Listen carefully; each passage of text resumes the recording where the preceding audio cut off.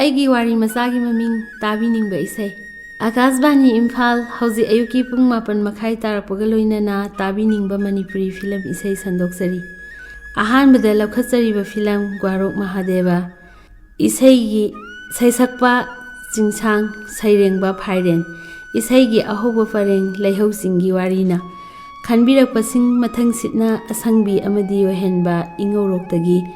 ꯂꯥꯏꯐꯝ ꯈꯨꯅꯧꯗꯒꯤ ꯏꯕꯦꯇꯣꯝꯕꯤ ꯑꯃꯗꯤ ꯏꯇꯣꯝꯕ ꯃꯃꯤꯡ ꯑꯃꯗꯤ ꯂꯩꯐꯝ ꯇꯥꯕꯗ ꯌꯣꯏꯍꯦꯟꯕ ꯁ꯭ꯋꯥꯏ ꯂꯥꯎꯏ ꯏꯁꯩ ꯇꯥꯐꯝ ꯈꯪꯈꯤꯗꯦ ꯂꯩꯐꯝ ꯆꯥꯐꯝ ꯈꯪꯗꯅ ꯂꯥꯛꯄꯅ ꯄꯨꯈ꯭ꯔꯤ ꯃꯄꯥꯜꯗ ꯍꯧꯔꯤꯕ ꯃꯪꯒꯦ ꯄꯥꯝꯕꯤꯒꯤ ꯃꯈꯣꯡꯗ ꯆꯪꯈ꯭ꯔꯒ ꯉꯥꯗꯨꯅ ꯐꯝꯊꯩ ꯅꯤꯡꯁꯤꯡꯂꯛꯏ ꯏꯕꯦꯇꯣꯝꯕꯤ ꯑꯃꯗꯤ ꯑꯁꯪꯕꯤꯅ ꯄꯨꯈ꯭ꯔꯤꯁꯤꯃꯛꯇꯗ ꯆꯤꯡꯍꯤ ꯁꯝꯕꯥꯜ ꯂꯥꯡꯈꯤꯕ ꯁꯪꯕ꯭ꯔꯩ ꯍꯩꯖꯥꯡ ꯆꯤꯡꯍꯤ ꯃꯅꯝꯗꯣ ꯅꯝꯂꯛꯏ ꯅꯧꯍꯧꯅꯅ ꯆꯥꯕꯁꯨ ꯍꯥꯎꯇꯕ ꯃꯪꯒꯦ ꯑꯁꯪꯕꯗꯣ ꯀꯥꯈꯠꯇꯨꯅ ꯍꯦꯛꯄ ꯏꯃꯨꯡꯗ ꯆꯪꯗꯨꯅ ꯑꯔꯩꯕ ꯆꯥꯛ ꯏꯟꯁꯥꯡ ꯊꯤꯗꯨꯅ ꯆꯥꯃꯤꯟꯅꯈꯤꯕ ꯋꯥꯔꯤ ꯋꯥꯇꯥꯏ ꯁꯥꯃꯤꯟꯅꯗꯨꯅ ꯅꯣꯛꯃꯤꯟꯅꯈꯤꯕ ꯌꯣꯍꯦꯟꯕꯒꯤ ꯃꯄꯥꯅ ꯆꯩꯕꯤꯈꯤꯕ ꯏꯀꯥꯏꯕꯒꯤ ꯃꯍꯨꯠꯇ ꯑꯣꯟꯁꯤꯟꯗꯨꯅ ꯃꯄꯥ ꯍꯜꯂꯛꯄꯗ ꯈꯥꯎ ꯐꯥꯛꯇꯨꯅ ꯑꯔꯥꯡꯐꯝ ꯐꯝꯂꯨꯕꯒꯤ ꯑꯊꯨꯝ ꯑꯍꯥꯎ ꯆꯥꯈꯤꯕ ꯇꯥꯟꯖꯥꯗꯨꯗ ꯃꯃꯥꯅ ꯍꯧꯅ ꯍꯣ ꯏꯕꯦꯇꯣꯝꯕꯤ ꯍꯥꯏꯗꯨꯅ ꯈꯣꯟꯖꯥꯎ ꯊꯥꯗꯨꯅ ꯀꯧꯔꯛꯄꯗꯣ ꯆꯤꯡꯃꯥꯏꯗ ꯈꯣꯟꯊꯥꯡ ꯌꯩꯔꯨꯔꯒ ꯊꯛꯇꯣꯔꯛꯄ ꯈꯣꯟꯖꯦꯜꯅ ꯅꯤꯜꯂꯤ ꯏꯉꯧꯔꯣꯛꯁꯤꯃ ꯁꯦꯂꯨꯡꯕꯅ ꯍꯥꯏꯍꯧꯏ ꯆꯠꯂꯣ ꯅꯃꯥꯁꯦ ꯁꯣꯏꯗꯅ ꯁꯤꯕ ꯇꯥꯔꯦ ꯅꯣꯡ ꯉꯥꯜꯂꯦ ꯏꯕꯦꯇꯣꯝꯕꯤ ꯅꯨꯃꯤꯠ ꯌꯨꯡꯂꯦ ꯏꯕꯦꯇꯣꯝꯕꯤ ꯌꯥꯆꯪꯂꯦ ꯏꯕꯦꯇꯣꯝꯕꯤꯗ ꯀꯧꯕꯗ ꯃꯆꯥ ꯃꯁꯨ ꯑꯃꯠꯇ ꯏꯕꯦꯇꯣꯝꯕꯤ ꯀꯧꯅꯤꯡꯂꯔꯣꯏ ꯑꯁꯪꯕꯤ ꯅꯪꯕꯨ ꯅꯌꯨꯝꯗ ꯃꯤꯋꯥ ꯇꯥꯗ꯭ꯔꯣ ꯏꯕꯦꯝꯃ ꯈꯔ ꯍꯩꯅ ꯆꯠꯂꯨ ꯅꯈꯣꯏꯅꯤ ꯏꯕꯦꯇꯣꯝꯕꯤꯅ ꯃꯃꯤꯠ ꯑꯣ ꯃꯅꯥꯑꯣ ꯈꯨꯝꯂꯛꯏ ꯃꯥꯃꯥ ꯃꯥꯗꯤ ꯀꯧꯔꯛꯇ꯭ꯔꯤ ꯍꯥꯏꯅ ꯆꯠꯁꯤ ꯁꯨꯡꯌꯥ ꯌꯥꯄꯣꯠ ꯅꯠꯇꯦ ꯑꯗꯨꯅ ꯑꯩꯉꯣꯟꯗ ꯍꯦꯛꯇ ꯃꯤꯋꯥ ꯇꯥꯕ ꯍꯥꯏꯗꯨꯅ ꯍꯥꯏꯔꯛꯑꯦ ꯃꯥꯃꯅ ꯑꯋꯣꯏꯕꯔꯅꯦ ꯍꯥꯏꯔꯤꯁꯤꯕꯨ ꯊꯥꯖꯈꯤꯗ꯭ꯔꯦꯗ ꯍꯥꯏꯅ ꯌꯥꯝ ꯉꯛꯅ ꯈꯨꯝꯃꯤ ꯃꯇꯝꯒꯤ ꯈꯣꯡꯂꯩ ꯀꯅꯥꯅꯁꯨ ꯊꯤꯡꯉꯝꯗꯦ ꯄꯨꯈ꯭ꯔꯤ ꯃꯄꯥꯜꯒꯤ ꯑꯉꯥꯡꯕ ꯀꯨꯔꯥꯎ ꯄꯥꯝꯕꯤꯗ ꯎꯔꯤꯔꯩ ꯂꯩꯔꯥꯡꯅ ꯌꯦꯠꯇꯨꯅ ꯁꯥꯆꯕꯒꯨꯝ ꯌꯣꯍꯦꯟꯕ ꯑꯃꯗꯤ ꯑꯁꯪꯕꯤꯒꯤ ꯅꯨꯡꯁꯤ ꯏꯆꯦꯜꯗ ꯏꯇꯤꯟꯃꯤꯟꯅꯩ ꯃꯔꯤꯗꯣ ꯆꯦꯠꯅꯕ ꯏꯕꯦꯇꯣꯝꯕꯤꯅ ꯇꯦꯡꯕꯥꯡꯂꯤ ꯑꯁꯨꯝꯅ ꯃꯇꯝ ꯀꯌꯥ ꯍꯧꯈꯤ ꯅꯣꯡꯃ ꯈꯪꯍꯧꯗꯅ ꯑꯍꯤꯡ ꯑꯃ ꯑꯍꯧꯕ ꯈꯣꯟꯖꯦꯜ ꯑꯃ ꯇꯥꯈꯤ ꯃꯗꯨꯒꯤ ꯇꯨꯡꯗ ꯅꯣꯡꯃꯩ ꯔꯥꯎꯟ ꯀꯌꯥꯔꯛꯁꯨ ꯀꯥꯞꯈꯤ ꯇꯧꯐꯝ ꯈꯪꯅꯈꯤꯗꯦ ꯃꯌꯥꯝ ꯃꯥꯏꯀꯩ ꯁꯂꯥꯏ ꯈꯪꯗꯅ ꯆꯦꯟꯅꯈ꯭ꯔꯦ ꯊꯪꯅꯕ ꯈꯨꯜꯁꯤꯡꯗ ꯂꯣꯏꯅ ꯆꯦꯟꯅꯈ꯭ꯔꯦ ꯌꯣꯍꯦꯟꯕ ꯈꯣꯏ ꯏꯃꯨꯡꯗꯤ ꯆꯦꯟꯕ ꯅꯪꯍꯧꯗ꯭ꯔꯦ ꯃꯄꯥ ꯃꯁꯥ ꯉꯝꯗꯕꯅ ꯍꯨꯟꯗꯣꯛꯇꯨꯅ ꯊꯥꯗꯣꯛꯇꯨꯅ ꯆꯠꯄꯁꯨ ꯉꯝꯅꯗ꯭ರೆ ꯑꯁꯪꯕꯤꯒꯤ ꯈꯟꯕꯗꯁꯨ ꯂꯩꯇꯥꯐꯝ ꯈꯪꯗ꯭ꯔꯦ ꯌꯣꯍꯦꯟꯕ ꯑꯍꯤꯡꯗꯣ ꯇꯧꯐꯝ ꯈꯪꯗꯅ ꯂꯩꯔꯤꯉꯩ ꯅꯣꯡꯉꯥꯟꯈꯤꯕ ꯈꯪꯍꯧꯗꯦ ꯅꯣꯡ ꯉꯥꯟꯕꯒ ꯁꯤꯐꯥꯏ ꯃꯌꯥꯝ ꯂꯥꯛꯇꯨꯅ ꯌꯣꯍꯦꯟꯕꯕꯨ ꯊꯤꯔꯒ ꯐꯥꯗꯨꯅ ꯄꯨꯈ꯭ꯔꯦ ꯀꯔꯤ ꯃꯔꯝꯒꯤꯅೋ ꯃꯁꯥ ꯐꯥꯎ ꯈꯪꯖꯗꯦ ꯈꯔ ꯂꯩꯔꯒ ꯏꯝꯐꯥꯜꯗꯒꯤ ꯖꯦꯜꯗ ꯊꯝꯈ꯭ꯔꯦ ꯍꯥꯏꯅꯩ ꯃꯈꯣꯏꯒꯤ ꯃꯔꯝ ꯀꯅꯥꯝꯇꯅ ꯈꯪꯗ꯭ꯔꯕꯁꯨ ꯑꯁꯪꯕꯤꯗꯤ ꯈꯪꯉꯤ ꯃꯈꯣꯏꯅ ꯊꯤꯔꯤꯕ ꯌꯣꯍꯦꯟꯕꯗꯣ ꯇꯥ ꯌꯣꯍꯦꯟꯕ ꯅꯠꯇꯦ ꯂꯩꯀꯥꯏꯗꯨꯗ ꯂꯣꯠꯄ ꯂꯥꯛꯄ ꯌꯣꯍꯦꯟꯕꯅꯤ ꯍꯥꯏꯕ ꯏꯕꯦꯇꯣꯝꯕꯤꯁꯨ ꯈꯪꯉꯤ ꯌꯣꯍꯦꯟꯕꯒꯤ ꯃꯄꯥꯁꯨ ꯂꯩꯈꯤꯗ꯭ꯔꯦ ꯃꯃꯥꯁꯨ ꯑꯉꯥꯎꯕꯤꯒ ꯄꯥꯡꯈꯛ ꯑꯣꯏꯈ꯭ꯔꯦ ꯅꯣꯡꯃ ꯑꯁꯨꯝ ꯍꯧꯈꯤ ꯃꯇꯝꯒꯤ ꯈꯣꯡꯂꯩ ꯀꯅꯥꯅꯁꯨ ꯈꯪꯕ ꯉꯝꯗꯦ ꯅꯣꯡꯃ ꯀꯩꯊꯦꯜꯗ ꯑꯁꯪꯕꯤ ꯑꯃꯗꯤ ꯏꯕꯦꯇꯣꯝꯕꯤ ꯈꯨꯖꯤ ꯂꯩꯔꯤꯉꯩꯗ ꯁꯤꯐꯥꯏ ꯑꯅꯤꯈꯛ ꯆꯪꯂꯛꯇꯨꯅ ꯃꯈꯣꯏꯁꯨ ꯀꯔꯤꯅꯣ ꯈꯔ ꯂꯩꯔꯦ ꯏꯕꯦꯇꯣꯝꯕꯤꯅ ꯇꯥꯗ ꯈꯣꯏꯁꯦ ꯃꯩꯇꯩ ꯃꯥꯜꯂꯤꯗ ꯍꯥꯏꯅ ꯐꯥꯇ꯭ꯔꯤ ꯃꯥꯅꯤꯅꯦ ꯆꯜꯈꯣꯏ ꯍꯥꯏꯅ ꯈꯨꯝꯂꯛꯏ ꯀꯔꯤ ꯂꯝꯗꯒꯤꯅꯣ ꯀꯌꯥꯝ ꯀꯨꯏꯔꯒꯦ ꯃꯐꯝꯁꯤꯗ ꯂꯥꯛꯄ ꯍꯥꯏꯅ ꯍꯪꯕꯗ ꯀꯨꯏꯗ꯭ꯔꯤ ꯍꯟꯗꯛꯇ ꯂꯥꯛꯄꯅꯤ ꯍꯥꯏ ꯂꯥꯏꯐꯝ ꯈꯨꯅꯧꯗꯒꯤꯅꯤ ꯃꯥꯅ ꯀꯁꯥꯔꯒꯤ ꯕꯣꯟ ꯇꯔꯥꯄꯨꯔꯗꯒꯤꯅꯤ ꯃꯥꯗꯤ ꯌꯥꯝꯅ ꯂꯥꯞꯅ ꯂꯥꯛꯏꯗ ꯇꯥꯗꯈꯣꯏꯒꯤ ꯃꯤꯡꯗꯤ ꯀꯔꯤ ꯀꯧꯏ ꯑꯩꯒꯤꯅ ꯏꯇꯣꯝꯕ ꯃꯥꯒꯤꯅ ꯁ꯭ꯌꯥꯝꯁꯤꯟꯗꯔ ꯏꯕꯦꯇꯣꯝꯕꯤꯅ ꯃꯁꯥꯒꯤ ꯃꯃꯤꯡ ꯇꯥꯛꯂꯕ ꯃꯇꯨꯡꯗ ꯑꯁꯪꯕꯤꯒꯤ ꯃꯃꯤꯡ ꯇꯥꯛꯏ ꯑꯁꯪꯕꯤꯒꯤ ꯃꯁꯛ ꯎꯕꯗ ꯁ꯭ꯌꯥꯝꯁꯤꯟꯗꯔ ꯉꯛꯆꯥꯟꯅꯅ ꯌꯥꯝꯅ ꯃꯨꯟꯅ ꯌꯦꯡꯕꯒꯨꯝ ꯇꯧꯏ ꯏꯕꯦꯇꯣꯝꯕꯤꯒꯤ ꯐꯖꯕ ꯆꯝꯕ ꯃꯤ ꯈꯣꯟꯕ ꯃꯇꯧ ꯎꯕꯗ ꯏꯇꯣꯝꯕ ꯀꯉꯥꯎꯅꯕꯒꯨꯝ ꯎꯏ ꯑꯁꯨꯝꯅ ꯅꯨꯃꯤꯠꯇꯣ ꯈꯪꯍꯧꯈ꯭ꯔꯦ ꯏꯇꯣꯝꯕ ꯐꯤꯖꯝ ꯁꯦꯠꯇꯨꯅ ꯏꯕꯦꯇꯣꯝꯕꯤꯒꯤ ꯂꯩꯐꯝ ꯊꯤꯔꯛꯏ ꯐꯤꯚꯝ ꯆꯥꯗꯕ ꯌꯨꯝꯂꯩ ꯀꯩꯔꯩꯗꯨ ꯎꯕꯗ ꯑꯃꯨꯛꯀ ꯍꯦꯟꯅ ꯅꯨꯡꯁꯤꯔꯝꯃꯤ ꯏꯕꯦꯇꯣꯝꯕꯤ ꯑꯃꯗꯤ ꯑꯁꯪꯕꯤꯅ ꯌꯣꯍꯦꯟꯕ ꯂꯧꯊꯣꯛꯄꯗ ꯃꯇꯦꯡ ꯄꯥꯡꯕꯤꯌꯨ ꯍꯥꯏꯖꯩ ꯏꯇꯣꯝꯕꯅ ꯇꯥꯛꯏ ꯂꯝꯁꯤꯒꯤ ꯄ꯭ꯔꯙꯥꯟ ꯑꯃꯗꯤ ꯅꯨꯄꯤ ꯏꯃꯥ ꯏꯕꯦꯜꯁꯤꯡꯅ ꯆꯤꯞ ꯃꯤꯅꯤꯁꯇꯔꯗ ꯍꯥꯏꯔꯒ ꯏꯔꯥꯏ ꯂꯥꯏꯅ ꯂꯧꯊꯣꯛꯄ ꯌꯥꯒꯅꯤ ꯑꯩꯈꯣꯏꯁꯨ ꯃꯇꯦꯡ ꯄꯥꯡꯖꯒꯦ ꯍꯥꯏꯈꯤ ꯑꯍꯜꯁꯤꯡꯗ ꯍꯧꯗꯣꯛꯂꯨꯕꯗ ꯃꯈꯣꯏꯅꯤꯕꯨ ꯇꯧ ꯉꯝꯕꯤꯅꯤ ꯍꯥꯏꯗꯨꯅ ꯃꯋꯥ ꯇꯥꯕꯤꯗ꯭ꯔꯦ ꯃꯇꯝꯒꯤ ꯈꯣꯡꯂꯩ ꯃꯇꯨꯡꯏꯟꯅ ꯏꯇꯣꯝꯕꯒꯤ ꯃꯃꯥ ꯃꯄꯥꯅ ꯏꯕꯦꯇꯣꯝꯕꯤꯕꯨ ꯃꯃꯧ ꯑꯣꯏꯖꯒꯦ ꯍꯥꯏꯕ ꯂꯥꯛꯂꯝꯃꯤ Mamana Ibetombi itombada thajakre, asangbidi mataroi setnani khanbada awaba oire, magi awa nungai ngaklo oirambi, Ibetombiga amuk sakhrabidi, asangbigi punsidi laikanglagi, maru kanglaba, Zigong lay pambiga pangkhak oihorani. Senthakiba turialgi iselsu halakhide, magi sanabasu lakhidre, mikuk khuding thanadabi mataroi masu sakhidore, ngalamba korong namam khibagum, Yohen kaina maisak ki mathakta hapiramle, Ibetombi kaina maisak.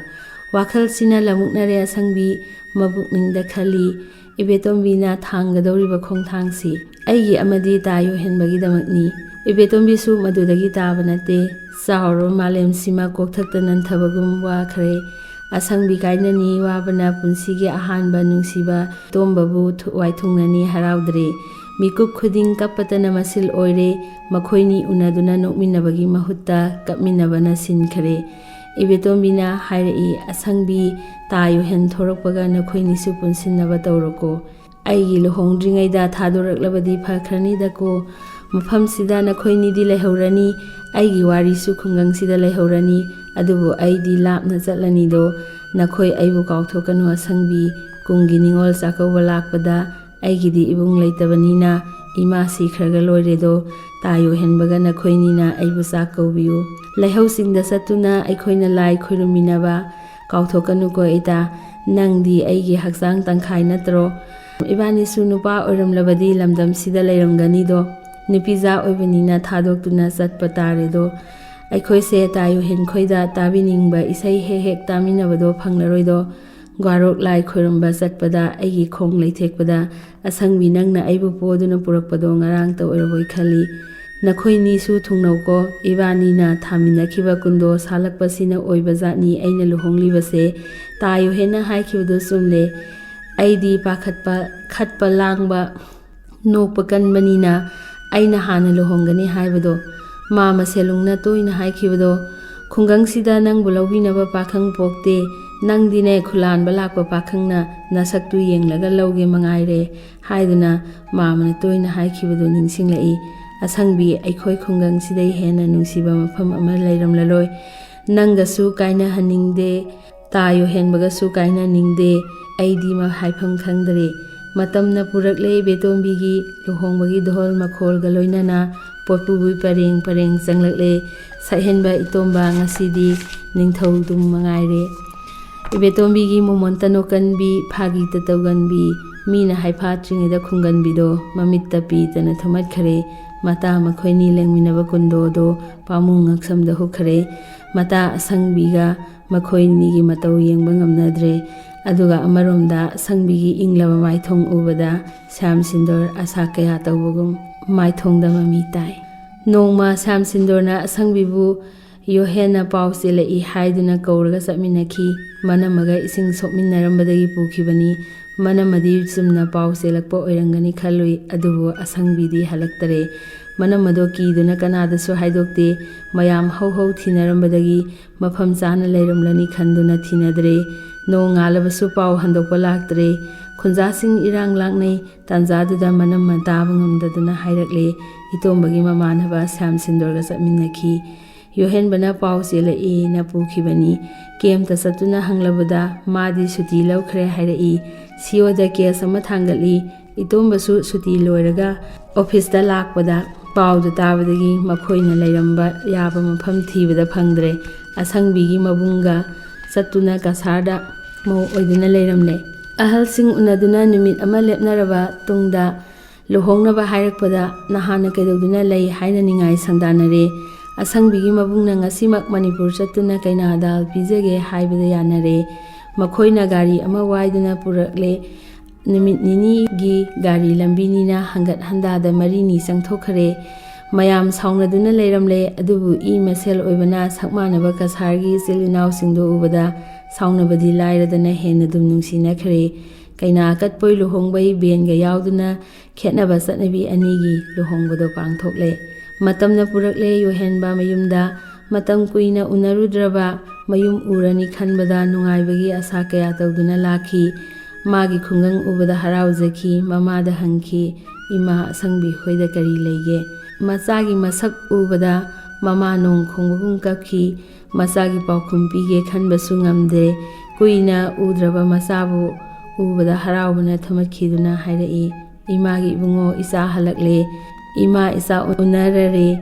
ꯏꯃꯥꯗꯤ ꯁꯤꯔꯕꯁꯨ ꯄꯦꯜꯂꯦ꯫ ꯏꯃꯥꯗꯤ ꯏꯆꯥꯒꯤ ꯃꯁꯛ ꯎꯗꯅ ꯁꯤꯔꯗ꯭ꯔꯥ ꯈꯜꯂꯨꯔꯕꯅꯤ" ꯍꯥꯏꯅ ꯃꯆꯥꯕꯨ ꯀꯣꯟꯁꯤꯟꯗꯨꯅ ꯀꯞꯃꯤꯟꯅꯩ꯫ ꯑꯁꯨꯝꯅ ꯃꯇꯝ ꯀꯌꯥ ꯍꯧꯈꯔꯦ꯫ ꯑꯁꯪꯕꯤꯒꯤ ꯄꯥꯎ ꯑꯃꯠꯇꯁꯨ ꯇꯥꯈꯤꯗ꯭ꯔꯦ꯫ ꯌꯣꯍꯦꯟꯒꯤ ꯃꯃꯥꯁꯨ ꯂꯩꯈꯤꯗ꯭ꯔꯦ꯫ ꯄꯥꯎꯃꯧ ꯑꯃꯇꯪ ꯊꯤꯅꯕ ꯍꯣꯠꯅꯕꯗ ꯌꯥꯝꯅ ꯋꯥꯖꯈꯤꯕꯅꯤ꯫ ꯌꯣꯍꯦꯟꯅ ꯌꯥꯝꯃꯟꯗꯕꯗꯒꯤ ꯊꯤꯍꯧꯗ꯭ꯔꯦ꯫ ꯃꯃꯥꯁꯨ ꯂꯩꯇ꯭ꯔꯕꯅꯤꯅ ꯃꯥꯒꯤ ꯅꯨꯄꯤ ꯊꯤꯕ ꯃꯊꯧ ꯇꯥꯗ꯭ꯔꯦ ꯈꯟꯖꯩ꯫ ꯑꯁꯨꯝꯅ ꯆꯍꯤ 9 ꯍꯧꯈ꯭ꯔꯕ ꯇꯨꯡꯗ ꯑꯁꯪꯕꯤ ꯑꯉꯧꯕ ꯐꯤ ꯁꯦꯠꯇꯨꯅ ꯃꯆꯥ ꯑꯃ ꯄꯨꯗꯨꯅ ꯃꯄꯥꯝꯗ ꯍꯜꯂꯛꯂꯦ ꯍꯥꯏꯕ ꯈꯪꯈꯤ꯫ ꯃꯌꯥꯝꯅ ꯍꯥꯏꯅꯔꯛꯄꯗꯒꯤ ꯇꯥꯈꯤ ꯃꯄꯨꯔꯣꯏꯕꯗꯨ ꯑꯦꯝꯕꯨꯁ ꯑꯃꯗ ꯂꯩꯈꯤꯗ꯭ꯔꯦ ꯍꯥꯏꯕ꯫ ꯅꯣꯡꯃꯇꯁꯨ ꯃꯄꯥꯜ ꯊꯣꯛꯅ ꯆꯠꯄ ꯎꯗꯦ꯫ ꯀꯧꯅꯕꯁꯨ ꯀꯧꯅꯈꯤꯗ꯭ꯔꯦ꯫ ꯌꯣꯍꯦꯟꯕ ꯎꯔꯒ ꯂꯣꯠꯅꯕ ꯍꯣꯠꯅꯕꯗꯨ ꯎꯔꯒ ꯌꯣꯍꯦꯟꯕꯅ ꯍꯦꯟꯅ ꯃꯩꯆꯥꯛ ꯑꯣꯏ꯫ ꯃꯥꯒꯤ ꯃꯇꯧ ꯌꯦꯡꯕ ꯉꯝꯗꯗꯨꯅ ꯃꯥ ꯎꯔꯗꯤ ꯃꯊꯟꯇ ꯂꯣꯠꯂꯤ ꯌꯣꯍꯦꯟꯕꯁꯨ꯫ "ꯃꯪꯒꯦ ꯃꯈꯣꯡꯗ ꯀꯩꯗꯧꯔꯤꯕꯅꯣ ꯏꯕꯨꯡꯉꯣ?" ꯍꯥꯏꯗꯨꯅ ꯁꯖꯤꯛ ꯐꯥꯟꯕ ꯂꯥꯛꯄ ꯃꯥꯝꯃ ꯇꯣꯃꯥꯜꯅ ꯍꯪꯂꯛꯄꯗ ꯒ꯭ꯌꯥꯟ ꯈꯪꯇꯥ ꯇꯥꯔꯛꯏ꯫ ꯈꯨꯝꯂꯝꯕꯒꯤ ꯃꯍꯨꯠꯇ ꯌꯣꯍꯦꯟꯕ ꯃꯊꯟꯇ ꯈꯜꯂꯛꯏ, ꯉꯁꯤꯒꯤ ꯇꯥꯕꯤꯅꯤꯡꯕ ꯏꯁꯩꯁꯦ ꯏꯕꯦꯇꯣꯝꯕꯤꯅ ꯈꯜꯂꯝꯒꯗ꯭ꯔꯥ ꯅꯠꯇ꯭ꯔꯒꯅ ꯑꯁꯪꯕꯤꯒꯤ ꯃꯅꯝꯃ ꯏꯇꯩꯃ ꯑꯏꯪꯕꯤꯅ ꯈꯜꯂꯝꯒꯗ꯭ꯔꯥ ꯆꯤꯡꯅꯩ꯫ ꯅꯠꯇ꯭ꯔꯒ ꯑꯁꯪꯕꯤꯅ ꯑꯩꯕꯨ ꯅꯤꯡꯁꯤꯡꯂꯛꯇꯨꯅ ꯈꯜꯂꯤꯖꯥꯠꯂꯥ? ꯌꯣꯍꯦꯟꯕ ꯃꯋꯣꯜ ꯃꯋꯣꯜ ꯈꯜꯂꯗꯨꯅ ꯍꯧꯈꯤꯕ ꯊꯧꯗꯣꯛꯀꯤ ꯋꯥꯔꯤꯁꯤꯡꯗꯨ ꯃꯊꯪ ꯅꯤꯡꯁꯤꯡꯂꯛꯇꯨꯅ ꯄꯣꯊꯥꯐꯝ ꯈꯪꯗꯅ ꯑꯁꯪꯕꯤꯒꯤ ꯃꯁꯛꯇꯨ ꯑꯃꯨꯛꯇꯪ ꯎꯕ ꯐꯪꯕ꯭ꯔꯥ ꯌꯦꯡꯅꯤꯡꯗꯨꯅ ꯃꯅꯤꯡꯂꯣꯝꯗ ꯆꯠꯈꯤ꯫ ꯁꯖꯤꯛ ꯐꯥꯟꯕ ꯃꯥꯝ ꯇꯣꯃꯥꯜꯅ ꯉꯛꯅ ꯌꯦꯡꯗꯨꯅ ꯂꯩꯍꯧꯏ꯫ ꯁꯣꯜꯍꯧꯏ ꯃꯄꯨꯛꯅꯤꯡꯗ, "ꯃꯁꯤꯒꯤ ꯑꯉꯥꯡꯁꯦ ꯉꯥꯎꯔꯦꯗꯣ꯫